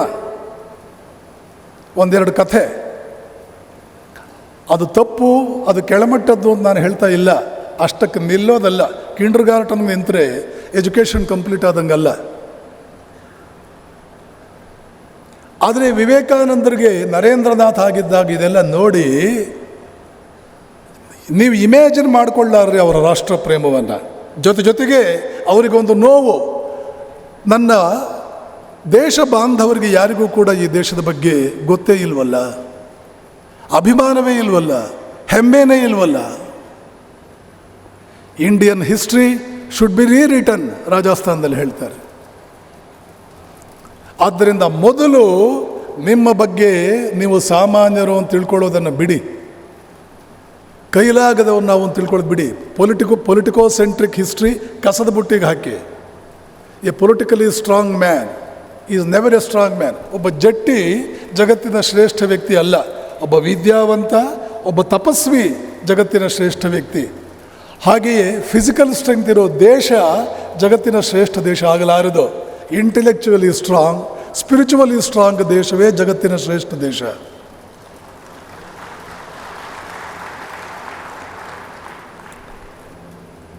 ನಮ್ಮನ್ನೆಲ್ಲ ನೋಡಿ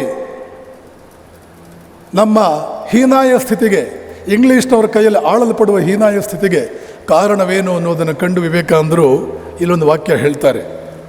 ಇದನ್ನು ಹೇಳಿ ನಾನು ಮಾತು ಮುಗಿಸ್ತೀನಿ. When a man has begun to hate himself, then the last blow has come.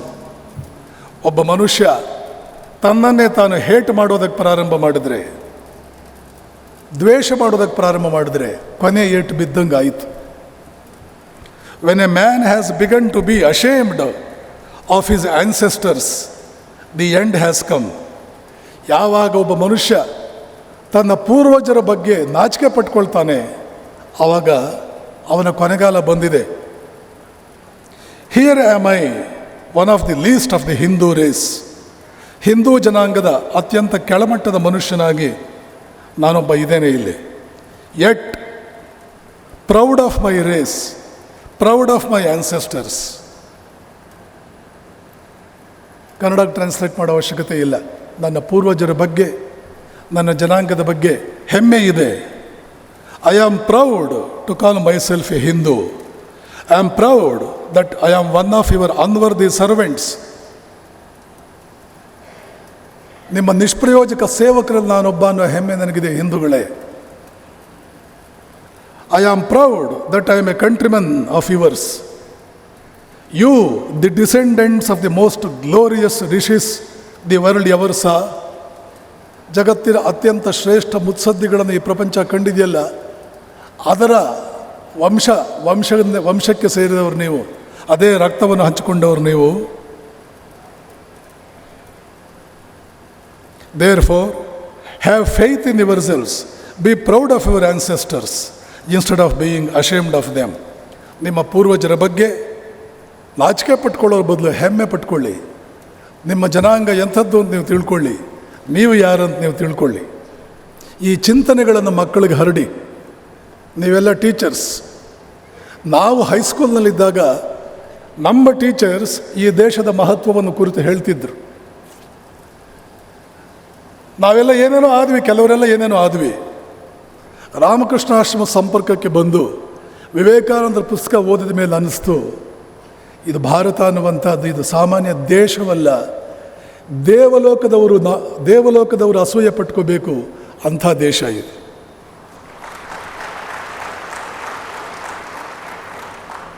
ಭಾಗವತದಲ್ಲಿ ಋಷಿಗಳು ಕೃಷ್ಣನಿಗೆ ಪ್ರಾರ್ಥನೆ ಮಾಡ್ತಾರೆ. ಏನು ಬೇಕು ಅಂತ ಕೃಷ್ಣ ಕೇಳಿದ್ರೆ, ಏನು ವರ ಬೇಕು ಅಂತ ಕೃಷ್ಣ ಕೇಳಿದ್ರೆ, ಋಷಿಗಳು ಹೇಳ್ತಾರೆ, ಜನ್ಮ ಜನ್ಮಕ್ಕೂ ಈ ದೇಶದಲ್ಲೇ ಹುಟ್ಟುವಂತಹ ವರವನ್ನು ಕೊಡು. ಪ್ರೀತಿಯ ಬಂಧುಗಳೇ, ಇಂಥದ್ದನ್ನೆಲ್ಲ ಮಕ್ಕಳಿಗೆ ಹೇಳಬೇಕು. ಈಗಲಿಂದಲೇ ಅವರಲ್ಲಿ ನಾವು ಯಾರು ಅಂತ ಅರ್ಥ ಆಗಬೇಕು. ಕೊನೆಯ ಘಟನೆ ಅಮೆರಿಕದಲ್ಲೇ ನಡೆದಿದ್ದು. ನೀಗ್ರೋ ಲೇಡಿ ಒಬ್ಬಳು ಬಂದು ನನ್ನ ಪಕ್ಕದಲ್ಲಿ ಕೂತ್ಕೊಂಡ್ಲು ಒಂದು ಸಲ ಏರೋಪ್ಲೇನ್ನಲ್ಲಿ. ನಿಮ್ಗೊಂದು ಪ್ರಶ್ನೆ ಕೇಳಲ್ಲ? ಏನಮ್ಮ, ಕೇಳು, ಪರವಾಗಿಲ್ಲ. ನಾನು ನ್ಯೂಯಾರ್ಕಲ್ಲಿ ಕಳೆದ 20 ವರ್ಷಗಳಿಂದ ಸೈನ್ಸ್ ಮತ್ತು ಮ್ಯಾಥಮೆಟಿಕ್ಸ್ ಪಾಠ ಮಾಡುವ ಹೈಸ್ಕೂಲ್ ಟೀಚರ್. ಆಶ್ಚರ್ಯಕರವಾದ ಸಂಗತಿಯನ್ನು ಗಮನಿಸಿದ್ದೇನೆ. 20 ವರ್ಷಗಳಲ್ಲಿ 9, 10, 11, 12ನೇ ತರಗತಿಗಳಲ್ಲಿ ಸೈನ್ಸ್ ಮತ್ತು ಮ್ಯಾಥಮೆಟಿಕ್ಸ್ ಪಾಠ ಮಾಡುವಾಗ ಎಕ್ಸಾಮ್ ಮಾಡಿ ಅವರಿಗೆಲ್ಲ ಪೇಪರ್ ಎವ್ಯಾಲ್ಯೂಯೇಟ್ ಮಾಡಿದ್ರೆ ಆಶ್ಚರ್ಯಕರ ಸಂಗತಿ ನನಗೆ ಕಾಣುತ್ತೆ ಸ್ವಾಮೀಜಿ. ಏನದು? ಪ್ರತಿ ವರ್ಷ 20 ವರ್ಷಗಳಲ್ಲಿ ಪ್ರತಿ ವರ್ಷ 9ನೇ ಕ್ಲಾಸ್ ಇರಲಿ, 10 ಇರಲಿ, 11 ಇರಲಿ, 12 ಇರಲಿ, ಸೈನ್ಸ್ ಇರಲಿ, ಮ್ಯಾಥಮೆಟಿಕ್ಸ್ ಇರಲಿ, 10 ಜನ ಟಾಪರ್ಸಲ್ಲಿ 7ರಿಂದ 8 ಜನ ನಿಮ್ಮ ಇಂಡಿಯನ್ ಬಾಯ್ಸ್, ಇಂಡಿಯನ್ ಗರ್ಲ್ಸ್.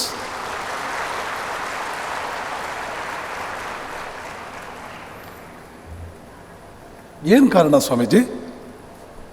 ನನಗನ್ಸುತ್ತೆ ನಿಮ್ಮ ಇಂಡಿಯನ್ ಪೇರೆಂಟ್ಸ್ಗೆ ಏನೋ ಸ್ಪೆಷಲ್ ಮೆಥಡ್ಸ್ ಗೊತ್ತಿದೆ. ಸೈನ್ಸ್ ಪಾಠ ಮಾಡೋದು, ಮ್ಯಾಥಮೆಟಿಕ್ಸ್ ಪಾಠ ಮಾಡೋದು, ಅದನ್ನು ಯೂಸ್ ಮಾಡಿಕೊಂಡು ಮನೇಲಿ ಪಾಠ ಮಾಡ್ತಾರೆ. ನಿಮ್ಮ ಮಕ್ಕಳು ಅದ್ಭುತವಾಗಿ ಮಾಡ್ತಾ ಇದ್ದಾರೆ. ಹೌದಾ?